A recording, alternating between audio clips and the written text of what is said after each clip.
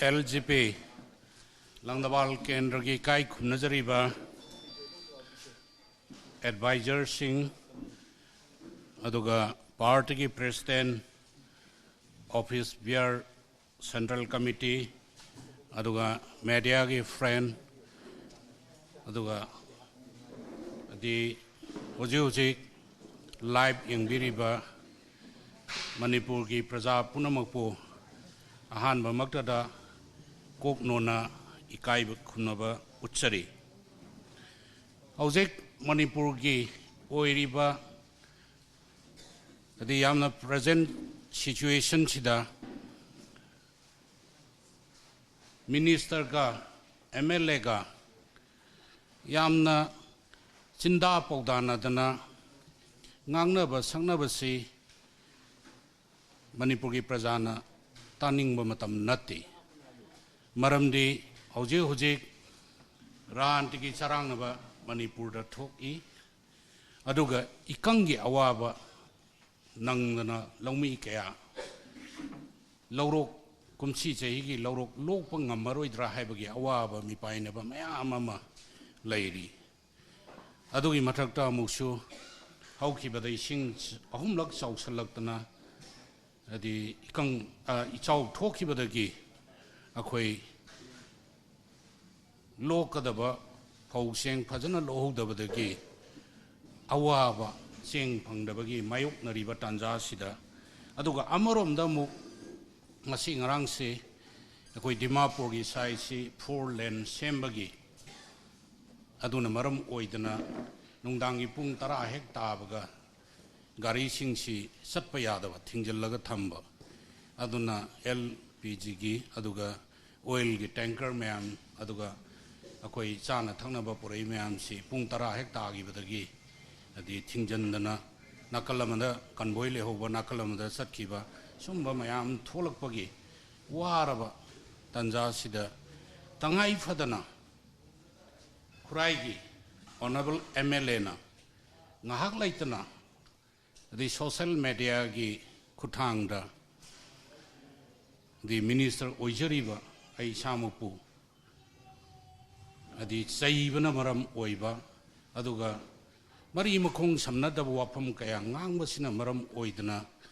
aibu nungsibiba Manipur gi praja kaya marumapang kaya maruina Langdawal Kendra gi praja singna mantri na tuminna laisalle aduna sigi matter sida amuktang laipak miyamda tentak po wapum khara thambidragati haidana pressure tawrakpaduna maram oidana ngasigi asumba ade press conference maruina adi sinjabani akhoi honorable MLA Khurai Kendra amadi mahaki che sina adi Khurai gi praja singbu di lana lamjingle amaromda minister oijariba ahak bosu di Manipur miyam gi mafamda siran turan toba minister ama oinanaba oina unanaba honare haiba wafam sima hanbadai thamjage aduga hojik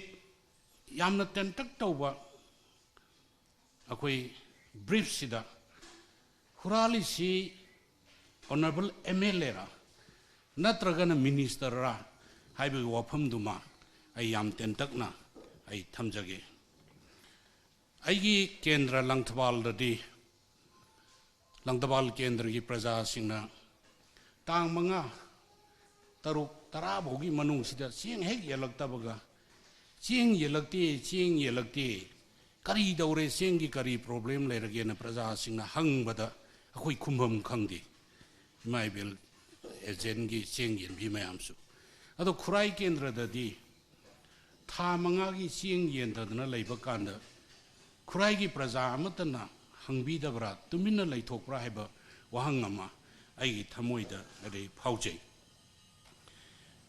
media da piba report aduga media dagi ayamba khangakibani sing mangi sing phangde haibagi matangda ai samakta nomta office ta lagdana honorable MLA na haiba laite ai basi Piraktana Commissioner Authority Webasingsta ꯆꯦꯡꯒꯤ problem ꯂꯩꯕ꯭ꯔꯦ ꯍꯥꯏꯕꯁꯨ ꯂꯩꯇꯦ ꯁꯤꯜꯍꯥꯏ ꯑꯣꯏꯅ ꯃꯤꯇꯤꯡꯒꯤ ꯃꯐꯝ ꯑꯃꯗ ꯅꯣꯡꯃ ꯍꯥꯏꯈꯤꯕ ꯂꯩ ꯑꯗꯨꯒꯤ ꯃꯇꯨꯡꯗ ꯑꯩꯅ ꯀꯣꯟꯇ꯭ꯔꯦꯛꯇꯔ ꯑꯣꯏꯕꯁꯤꯗ ꯈꯨꯔꯥꯏꯒꯤ ꯆꯦꯡ ꯆꯥꯛ ꯐꯪꯗꯕꯒꯤ ꯃꯦꯇꯔꯁꯤ ꯑꯩꯅ ꯍꯪꯉꯤ ꯀꯔꯤ ꯃꯔꯝ ꯂꯩꯔꯒꯦꯅ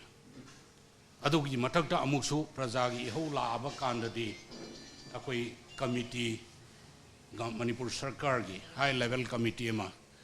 गवर्नर की यदि फॉर द ऑर्डर थोगा इम्फाल इसकी डीसी अदुगा कमिश्नर कैब के डायरेक्टर याउना इंक्वायरी अमा तौजग्रे हाइरिबे इंक्वायरी दुगी मत रिपोर्ट तो अकोई इन टाइम यदि हायर अथॉरिटी दा मधुगी फीडबैक मैम मधुगी लेरिबा सोइबा अदुगा फर्दर एक्शन करी तौगदगे से अकोई सबमिट तौरगा लेग्रे अदुना मधु मथक थोंबा अथॉरिटी दगी करी एक्शन लौगदगे हाइबदुदी मधु आइगी जुरिडिक्शन की वांग मद लेबनी अदुना मधुगी सब सब रिपोर्ट अमदे अकोई यदि पिजरे होजिक्सी कॉन्ट्रैक्टर दगी मीडिया दगी चौरक्पा मा थीबा कांदा अखोइना खंगजब वाफम अखोई 2017 की मार्च तगिना अखोई 2019 अप्रैल लगी 2019 की मार्च फो था कुनमरी सिदा अखोई चेंग सी था तराग निपान अदी चेंग येन ग्रेना हाय अदो आइना सिदा नप्सा की कार्ड अमा खुराई एसिदगी लखटपा कांदसु मधु चुम्मे अदुना 2017 की सेप्टेम्बर की थादा अदी चेंग गाड़ी मपोट अनी लौबा कांदा अदी था अमदी नॉमिनी अमदी एमएलए ना लौतुनरगा मधु ममांगख्रे हैबसिमा सब सब एविडेंस अदी लैरे अदुगी मथक्ता अमुक था मंगा अदी अक्टूबर की 2018 लगिना मार्च की तांग अदी 2019 बहुसिदा था मंगा की चेंग से अमुक पिरमद्रे अदो था हानगी था तरुक की चेंग से करिगिनो था मंगा की चेंग चिंगदबगी मरम हाइदना हंगबा कांदा मोइना पीबा स्टेटमेंट मोई रिपोर्ट मतुंगिना नप्सा की था तरुक की मोई खुराइना थीबसी अकोई था मद लुपा लाख मंगागा लिसिंग तरुक समगागा हुंपु मंगा थीबनी चेंगी क्विंटल मसिंगना लिसिंग अमगा चात्रुक मरिफुनिपान 0.55 से थीगदबनी अदुना था तरुक की ड्यू से लाख कुंथ्रागा लिसिंग कुंथ्रा मापन सहुम मौद्रा से पैसा थीगदब हाइरिबा पैसा से अदी प्रजा की इंटरेस्ट कॉन्ट्रैक्टर न पैसा से थीरगा चेंगची येलंबा अदुना हाइरिबा ड्यू से फुगत पिरो हाइबसु यादब अदुगा था मंगागी चेंगी पैसा थीबिरोसु यादब मधुगी था मंगागी चेंगी पैसा थीदी हाइबसे मधुगी सब सब एविडेंस थी ngasi ngarang electronics print media gi mamangda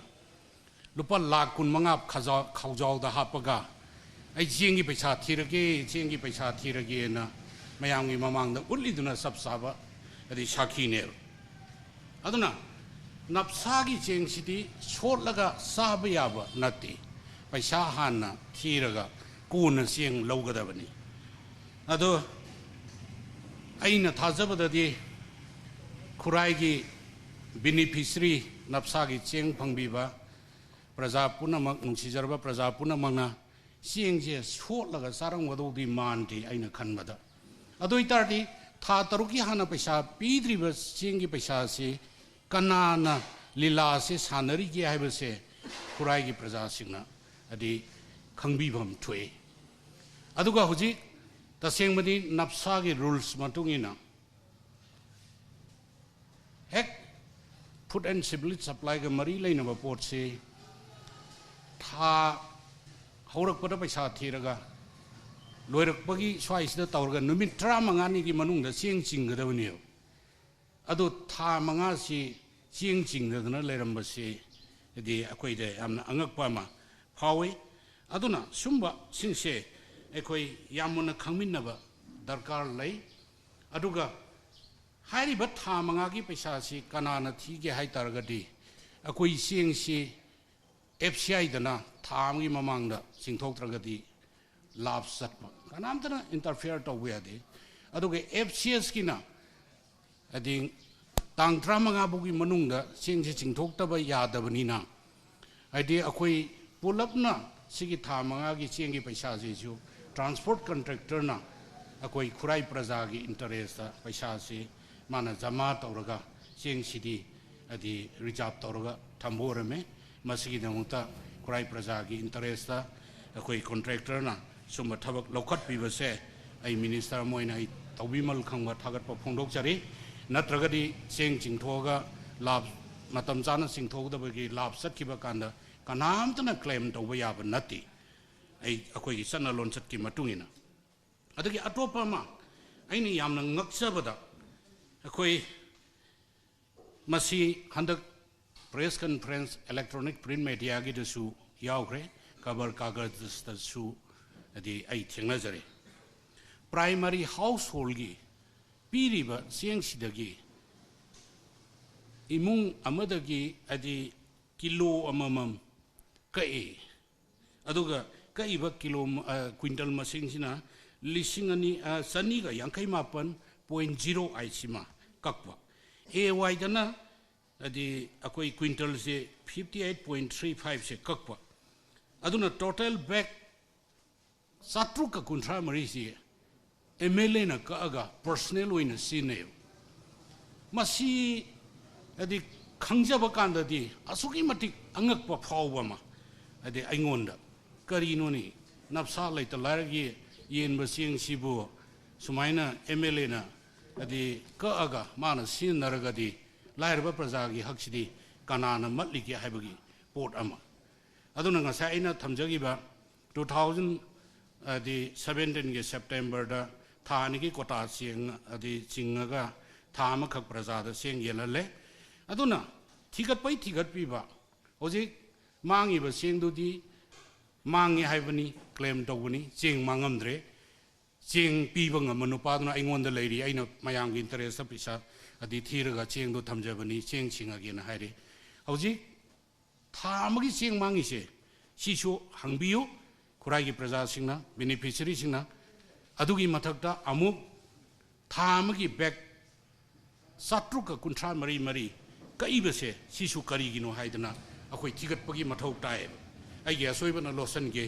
मीगे असोइबना थिगलगा Mia ममांगदा लावगे ngange habadudi madudi lebak macam tabo wafam natte aduga atopa mana ngasi phawda akoi nomata cheng ai gi mungda thaba ai gi da poraga thau haiba leite magi jaga da mafam chabu yenga tharga praja da yohun gi bangaktani adu khurai gi oina di transport contractor da cheng do magi yumda leiba go down da magi yumda poraga thaga da bani haidna threaten do bu wafam media da phungdo ki balai inquiry report su palle aduna ngasai gi ching khaidok khaijin tawba yana na ba sinba male aduna aina amakha hangjaning madi खुराई की honourable MLA ना minister का transport contractor का लौटूना का Cheng हुराले ना लाउबेरी सिबु Cheng मांगहली बा Cheng हुराले सिबु कनानो इशानांगदा खनबियो बा अदुना beneficiary सिंगनासु अचुंबदो पुथोकपिरगा लेपाक मियामगी ममांगदा असेंगबा वाफमदो अदि थंबियो बा अखोई आई ngasai jajagre inquiry committee matam jana semi matam jana thigali matam jana report pigre adubu madu higher authority na adi kari action lawda ge haibududi mafam matam gi matuina laksagani adubu yamna nungai jabadi hojik seng hanagi tolamba paisa su pikhatpa hore na tare aduga sing ngarang dagi yen basu hore na hai ada yamna angak pa mana nung tha magi tang tara manga hen ba ya da ba ching do huji contractor na reserve toram ba gi ching pi ba sibu ekoi gi di rules ki matung ina utilization certificate pi dra di ching pi ba ya de ching puri ba du pur ba matung da ching sing du praja da yele har ga another ching ama mu pi ga da ne adu pi pham tok ba do adu so understand tau da ba ma le tha manga gi ching si adi pi ga da ba ne lao da na khong da na adi manipur gi praja miyam si da ona taina ba wakhalo na ma phone na ba hona ba se masi manipur praja gi na laibak thi bani ta sengmudi honorable mla se ai gi cha gu mane ekoi mangon na minung si lai khangda na tawri me na khalle ado privilege lokhot pe ai adigi defamation case ma tawrga doctor lefen be ai ado ba ai alaman sing tana zaraga adi madumak ai tawge na khan balaite adi ai na sai jare ba cha gu na dum ngak pi ge na khalle aduga aina amakak haining walai ekhui ojing manipur da lai ribasi coalition government political ethics ama ngak na satka da bani government sida lai minari ba amada hekta ngangning ne pungang ngang ba social media gi through the media channel sing da tawraga adi pongchai da sai ba shumbase sidi ranti gi wan thok lairak ta ba man ba posa makak adi aina ujai aduna akoi yam sengna summa mayam se munna khangbiraga huran ba na laurisi kana buno hurali se minister na hurali bra mla na hurali bra sarkar gi cheng tha khuding gi pibham tok ba piri makoi gi nominee transport conductor authority ni government na hapani magi kendra da yohonbam thokpa sing yohonna ba honaraga ngasi phobu da lai karigumba yogi hai taraga su hoi mla direct involved tok de hai bagi wani nominee si kanana khanbano kanana tharak bano adu honorable mla nominee contractor tasingmudi family gi member ni mapa mama matsa kanana kari tawri ge se loina khangba po ne aduda chumba saraga adi manipur praja da adi minister bu pauthokna na ba aduga yamna thaksi khasi laitaba mong da lamjau sorok ta ngak laitna lauraga maral sirga maral magi maral do losan na ba tawba male aduna khurai gi honorable mla khang natana manipur gi lairiba honorable mla sing nominee sing agent sing mafam matam sana paisa thirga seng lobiyo paisa thidana seng loba yadabane se khurai da di handa khangpa male madu gi example tha manga paisa thiram da dana ujik da seng tha manga gi paisa thire na lauri se aduga punamak khangabagi tungdasu amuksu minister na transport contractor ga loktunar ga hurale haibasibu haibam thokra ba aduna mingon na maral si ge hai taragadi ai isa ge asoibe se hana khangba ma darkar lai aduna ikai khumna jariba nungsi jarba khurai ge praja punamak asengbudo munna khangbiraga hauji contractor na reserve tawraga thanami ba sing adu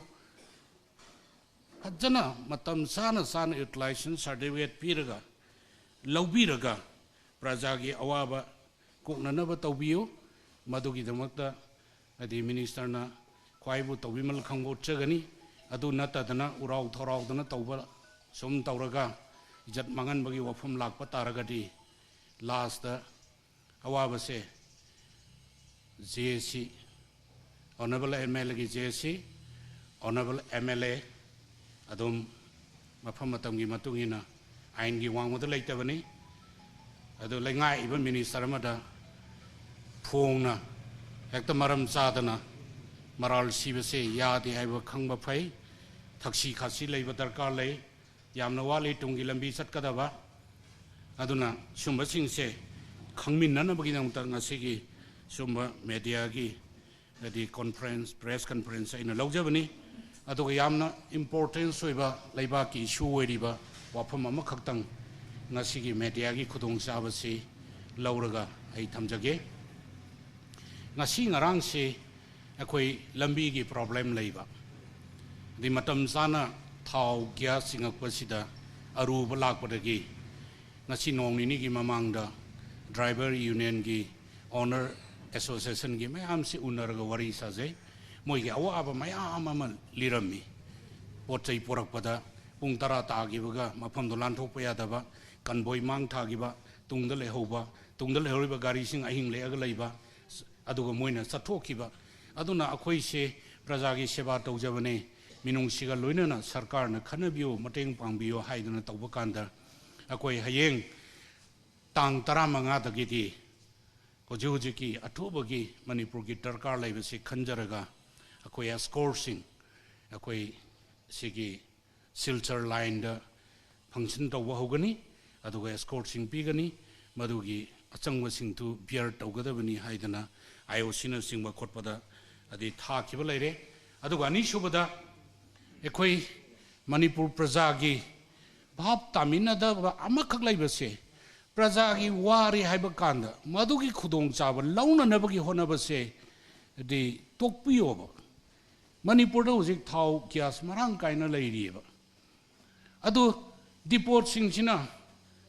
pesanung sa supai ba ngaktani madugi khudong chaba lauraga khudak ta hekta thong lon chalaga praja se panic buying pakatna pot chai leina na ba hekta kihan magi pot ma satheba ngasai yongmak ngarang degi hauna suti waraga so akan instruction ama pi re